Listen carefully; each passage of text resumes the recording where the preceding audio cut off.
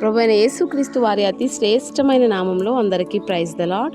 ఈరోజు దేవుని వాక్యము, నోటి మాటల చేత కలుగు నొప్పి నీకు తగలకుండా ఆయన నిన్ను చాటు చేయును. ప్రళయం వచ్చినను నువ్వు దానికి భయపడవు. యోబు గ్రంథము 5వ అధ్యాయము 21వ వచనం. అవునండి, అనేక సార్లు నోటి మాటల చేత మనం చాలా బాధపడుతూ ఉంటాం. కొంతమంది కావాలనే టార్గెట్ చేసి మనల్ని మాట్లాడుతూ ఉంటారు. అయితే ప్రభువైన యేసుక్రీస్తునందు విశ్వాసం ఉంచి యథార్థంగా వాక్యానుసారంగా నువ్వు జీవిస్తూ ఉన్నా కూడా నిన్ను మాట్లాడుతున్నారు అంటే ఆ సమయంలో దేవుడు ఆ విషయంలో ఎంటర్ అవుతాడండి. ఆ నొప్పి నీకు తగలకుండా ఆయన నిన్ను చాటు చేస్తాడు, నిన్ను ఆదరిస్తాడు, నిన్ను ధైర్యపరుస్తాడు.